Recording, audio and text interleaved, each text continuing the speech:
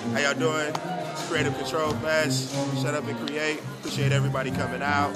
Thanks to John Ray for coming out, showing some video love. You know, we just encourage you to be creative in whatever you do. And shut up and create, man. We're doing this. We're gonna be here for a while.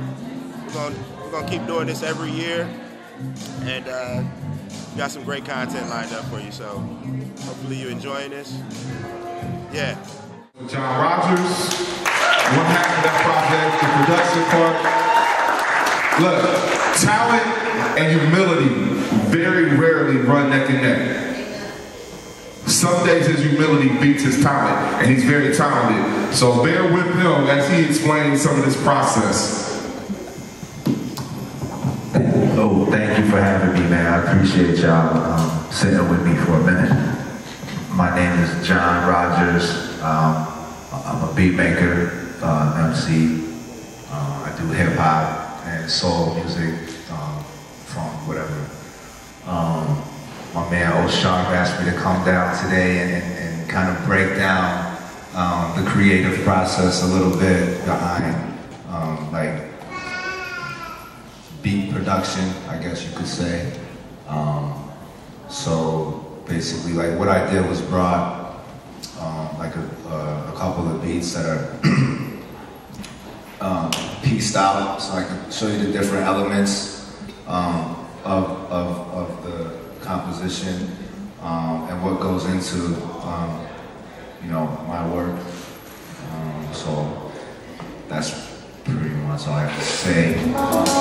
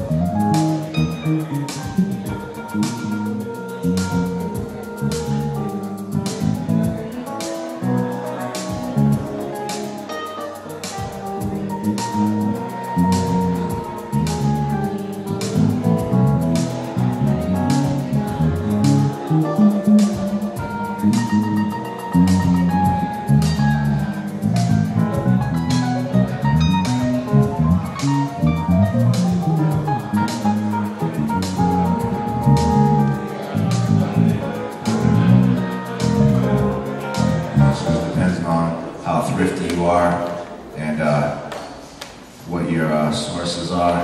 For me, I'm a vinyl collector. I buy a lot of records, and I get most of my drum sounds from vinyl. A lot of producers today use sound packs and stuff like that, but I don't really get into that stuff. I try to keep it simple, and be effective, and keep it fairly organic. I don't really like to like overdo stuff. So I keep it kind of primitive, like old school, I guess. I guess I have like an old school outlook towards production, but I try to keep it somewhat updated as far as like sound of it. The techniques are We got Mr. Tom Burrell and his wife, his lovely wife, with us today. Advertising legend, author, activist, author of the book Brainwashed, and we're gonna have a good time. We're just in here enjoying the young people and taking up and soaking up as much wisdom as we can. All right? Thank you. Shut up and create.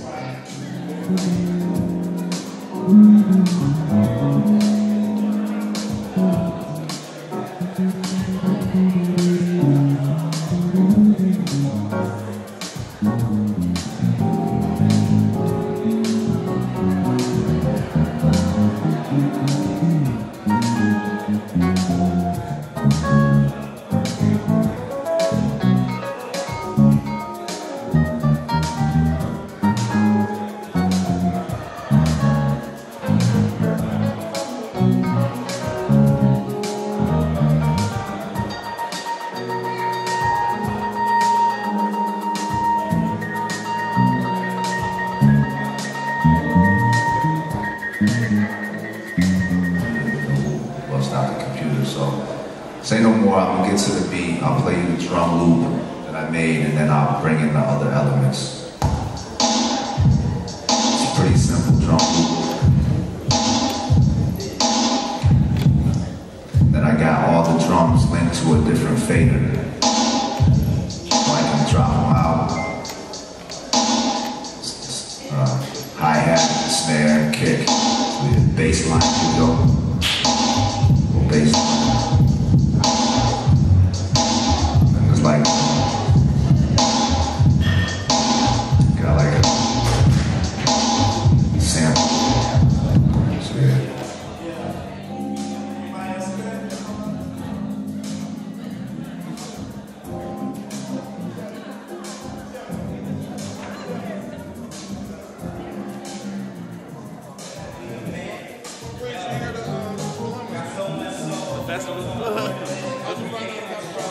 I just seen it on internet. One of my friends is performing.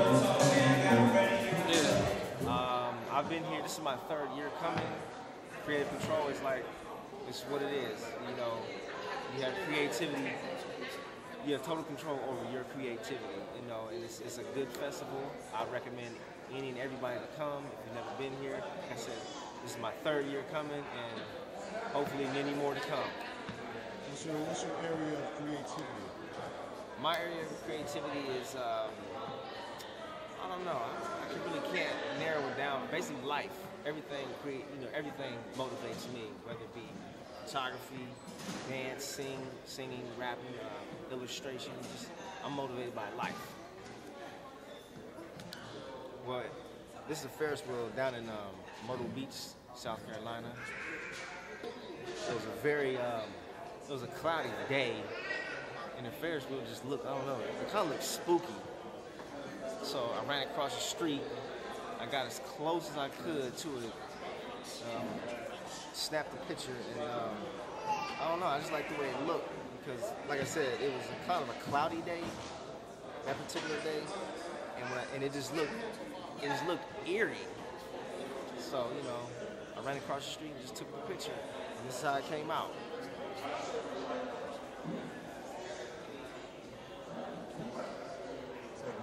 Yes, sir. This is no, this is actually in Detroit, Michigan, on the west side of Detroit, Grand River Avenue. I was headed downtown, and this was just like a random piece that was sitting on the street, and I pulled over. I actually doubled back because I saw it, and I doubled back, and I pulled over, and I'm like, I gotta get that. It was maybe about 30, 35, 40 feet long by about 20 feet high. It's really a big piece. The picture doesn't really do justice because the size of it. But I would say maybe this is one of my favorite pieces that I caught. And like I said, it was just in a random neighborhood. It wasn't nothing, not that I know of. I don't know if this building was a business, but it was just a random piece. And I was like, oh, I gotta get that. I gotta get that. Well, this table is part of the Tribal Affairs Art Marketing Concepts organization. We started back about 4 or 5 years ago in Washington, D.C. And we found a home here in Columbus, Ohio. We just opened up our studio about close to 2 years ago. And we focus on a lot of social causes along with a few campaigns we do in-house. One of the campaigns that we're doing for a year-long campaign is Artists for Gaza. And we have necklaces, keychains, a few bracelets and pendants. And it's going to go to the Palestinian Children Relief Fund. Today, 100% of the proceeds for this Artists for Gaza campaign is going to the Palestinian Children Relief Fund. So we like to stay in tune with the community. Over here on our left, we have our in-house brand called Coco Shea. Use a lot of exotic woods. We start a lot of projects from the bottom up. We have a lot of small businesses and locals as clients in the Columbus area, along with Washington, D.C. metropolitan area. Coco Shea is basically a brand that represents today's woman that's trying to balance the contemporary with traditional, using organic and geometric elements to put it together and have something unique. Instead of changing what that woman's character is, it allows her to stand out as an individual. A lot of things that we do in the community, it involves like schools, local businesses. We've already done a project with the West High School, also Dublin Scioto. Right now we're doing a few projects, branding, promotional projects for Dubai General Sales. And we really like connecting with people, and our motto is, unite, inspire, evolve, change, making small tribes into bigger ones. So connect with us on Facebook. My name is Alfredo Augustine Weeks VI. My partner in crime, she also owns 50% of the company, Laura Al Sudani. and we like to connect with creatives, artists, and the more people, the better. So contact us, email me at Tribal Affairs, TRIBAL Affairs,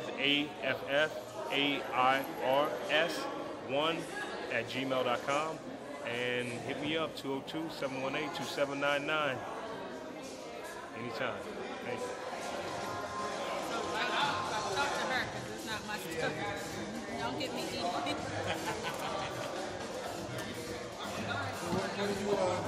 you're a designer? You design everything here?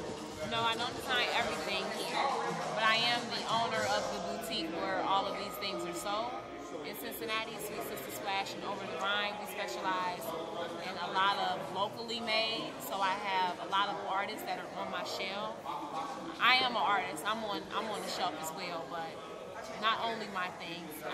So I like to focus on things that are locally made or internationally made. So you'll find handcrafted jewelry that was made locally in Cincinnati, and you'll find things that are as far as the Maasai tribe in Kenya. So I try to just bring something unique and different to the people of Cincinnati that's full of culture.